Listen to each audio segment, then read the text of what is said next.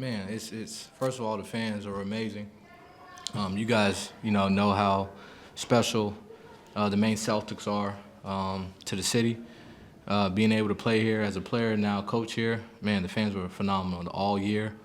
They gave us the energy on the games where we didn't have it, but they were phenomenal. But being able to clinch it, especially with the season we went through, the ups and downs, the travel, the delays, the roster change, players going back and forth. My staff was phenomenal, right? Being able to adjust, being able to figure it out on the fly, man. It's a great feeling. We had multiple guys step up throughout the year to get us where we are. Cam Warrens, Pedro Bradshaw, Ebenezer Duwana. He got here pretty late, but Aaron Scott, they were all been great. Even though they haven't been playing as of lately, they contributed in some way. So, man, it's a great feeling to be able to clinch playoffs, especially at home. Coach, how do you keep the team focused with all the roster changes throughout Yeah. the year? Yeah, I mean, it's the, we got our SRG Steady Ready group. As you know, you've heard that multiple times throughout the organization. It's just about having that mindset that your name can be called at any time. Something I learned from Joe is, you want to tell a guy if he's playing or not. However, guys should be, preparing like they're going to play 48 minutes every single night.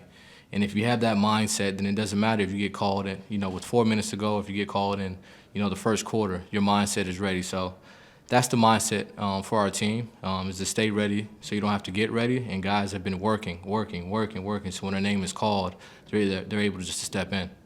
Brad was here again. He comes down Yeah. periodically. What's it like to look over there and see him watching? I played for Brad, so being able to, have him as a, of course as a boss, but as a mentor, is pretty cool. He's had a big impact on my life, especially as a coach. And now I'm transitioning into a space to where, I need help. I need somebody to talk to. I need somebody to lead me in a way that, when I have questions, my dad helps a lot, but, having, Joe, having Brad, people who've been in my shoes, is a big time help.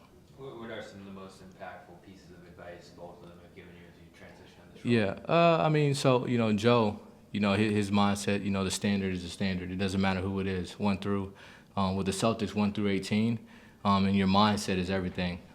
Being able to have professional behaviors on and off the court are important to Joe. And then Brad, self-awareness. That's the biggest thing that I've learned from him, is being able to know who you are as a player. So that's what I try to teach our guys here in Maine is you have to know who you are, right, and fall into that. A guy who knows who he is, like Hayden Gray, right? He led the country in steals a year ago, and he's been able to do that here in Maine. He knows who he is, and falling into that, I think that's big time for him. He's just the one example on the team. Coach, no lead is safe in this league. The third quarter looked like you got a little nervous Mm-hmm. with the clock. You made some changes. Yeah. Are you happy with the way the team performed? Yeah, Cleveland, they're a good ball club. They're one of the best in the G. They're fighting for, the number 1 seed. So they're gonna make their push. And we have our guys who are locked in, but it's a basketball game, the ups and downs and the ebbs and flows of games, how it goes. You can't really get too caught up in that. It's just a next play mentality. Every possession matters. So, try not to, let off the gas, but it happens, right? Human nature tells you you're up by 30 to, relax a little bit. So, to the best of my ability, I try to get guys, to stay locked in. And when we do have that, 6-0 run, call a timeout to kind of get guys refocused. So. How happy are you with Aaron Scott coming in, off the bench? Yeah. Mm-hmm. Those minutes are important. He earned those minutes, and he comes in and he makes the most of those minutes. Yeah, and being able to, understand him. He's had a big part of our season where he's played, and he's given us the energy we needed with his crashing, with his intangibles, being able to, guard multiple positions. But he's got out on the rotation because of the signings we have. 2 ways going back and forth, or standard players now, not 2 ways. So it happens. He got out of the rotation, but he stays ready. And being able to do that, especially when you have the front office in the crowd, you never know who's watching, right? Cleveland's watching, their whole front office is watching, and I'm pretty sure he's gotten some nods, not only from the Boston Celtics but from other teams as well. Ron and Amari have both been able to make pretty big impacts on Boston this year. Mm-hmm. What put both of them in positions to be able to do that so quickly and so early in the season too? Yeah, they've been in position to move up or move up to Boston by just having that growth mindset. Ron has been in the G League for 3 years. He's proven that he can be effective, especially from a scoring standpoint, all 3 levels. But when he got to Boston, what I've been most proud of him is being able to defend and crash his tail off. And that's what's making him stick, the other things other than scoring. And then Amari, just his ability to dominate the game, just with his size and his physicality. He has a long way to go, right? He's there, right? But to get to where he's trying to get to, he just has to keep his head down and keep working. He's coachable. Ron is coachable. So, Joe's going to do a good job of, developing those guys. So I'm just happy I've been able to, have an impact on their career. And then for John and Max, Yeah. Their growth this season with you, Mm-hmm. the next steps for them Yeah. as they try to achieve that too. Exactly. Max is a player who played both positions, point guard and shooting guard in college. When he was with us, he was our primary point guard. I wish he could have stayed with us the whole year, so I could have, developed him even more. However, Boston needed him, so he had to jump back and forth. But he's on his way, right? He just has to keep working, keep getting better, keep working, keep getting better. And I've seen great improvement. One of our assistants, Mike Malat, has worked with him, especially on his shooting. He was an okay shooter coming in, but I feel like he's gained some confidence with the work and the reps that he's put in. And then with John, he just has to, of course, score the basketball. That's what he does at a high level. I think defensively he can get better. I think rebounding he can get better. In the NBA, especially guys who are two-ways, who are trying to make it, what are you going to do if you're not scoring the basketball? As I mentioned, Ron, when he's not scoring the basketball, he's shown that he can defend. He's shown that he can rebound. So John, that's the next step for him as he grows in his career, is if you're not scoring 40 points, what else can you do? So that's our job in the G League, is to help those guys develop those skills, and I'm going to do all I can. For you, what has this year done for you and your coaching Yeah. career? I'm sure there's a strategic and on-court part to that, but you mentioned like the relationships and the Yeah. on-court aspect too. Like in both of those areas, what has this year done for you and your ability to be a head coach? Yeah, as a point guard, I always felt as a leader of a team, and now getting into the position of a head coach, I feel the same. And understanding that you need a team. The team is the most important thing, whether it be the players or your staff. And the relationships and the communication has to be at an all-time high, especially as a head coach. Making sure everybody's on the same page, making sure your scheduling and your planning is all up to speed. Being able to look forward, that's something that I've learned, looking forward, whether it be a week, 2 weeks, a month in advance. But also being able to manage a roster, right? Being able to manage personalities, being able to manage, your strength and conditioning staff. As you know, it's a lot. However, that's something that I enjoy. That's something that I study. That's something that I've been able to, grow this whole year. So it's been a lot of fun. Coach, your players, you have the respect of your players, but it seems like you have an easiness around them. Where does that come from? It's just relationship building, right? And, on the road, on the buses, we got a cool thing. They play music before the game as we come in for pregame. And it's I don't know, Lil Baby, Lil Uzi, I don't know who it is. I'm getting older, 35 now, right? But they always ask me, Coach, who is this? Who is this? And I can never guess the name of the song. I'm like, wow. I remember back when I was their age, I had Jay-Z, Lil Wayne, that's who I knew. But now I don't know any of the guys. So they always joke with me about that. However, that's our thing, right? And I know the relationship is strong when I can joke with them, but then also, get on them.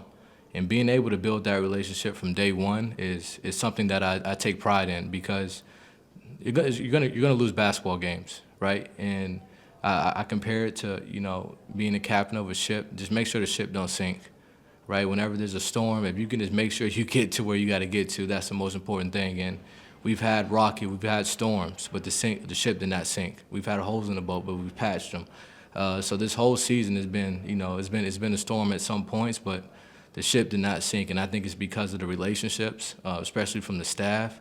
But the front office putting together a phenomenal team, like high character guys who are able to get along with each other, regardless of winning or losing. At this level, do players want to be coached hard, or as a professional, do they already know, what's expected of them daily? Yeah, that's a great question, because me being understanding in that, like, these guys are getting paid, right? So you would think that they should be motivated. However, you know, guys are still learning themselves. Like Kendall Brown's 22, about to be 23. Hayden Gray's 22. You know, you guys look back when you were 22.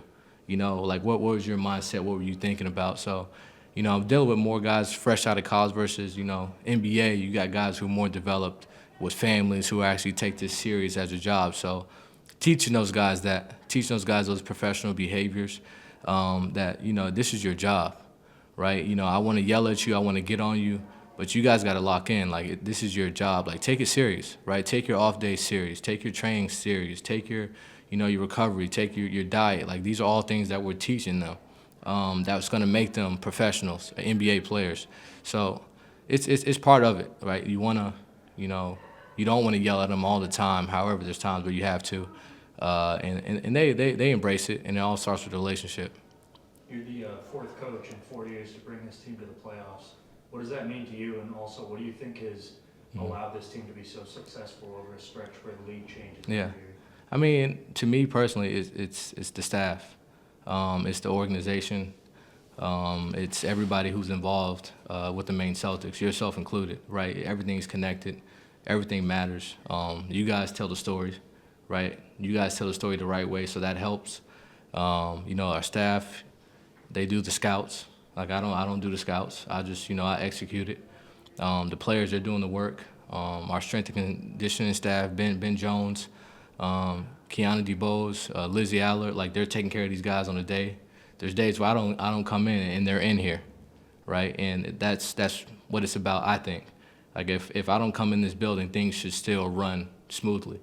And I have trust in the staff. I have trust in everybody to do their job, and it's been pretty cool, man, to be the coach that can be a part of this. The Celtics organization has done a phenomenal job of just building the culture, right? So whenever somebody else steps into these shoes, whenever I'm gone, right, it should be easier for whoever comes in next. So just happy to be able to be a part of it. Coach, you just talked about shoes, filling your shoes. You wear the Converse. Where does that come from? I mean, my dad, he was actually sponsored by Converse. That was his first deal, so I think about that. But I don't know, my good buddy, Adrian Stelly, works with Converse, and he gave me some for free.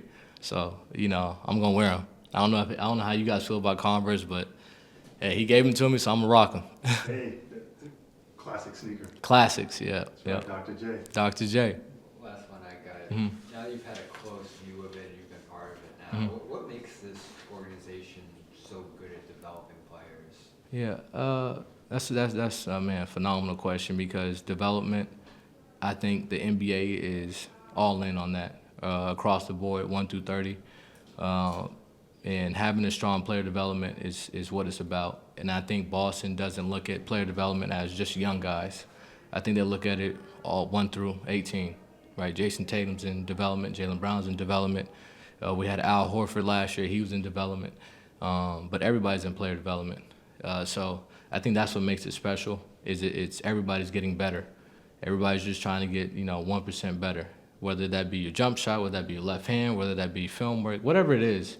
I think that's what makes it special. Is everybody's in player development, 1 through 18.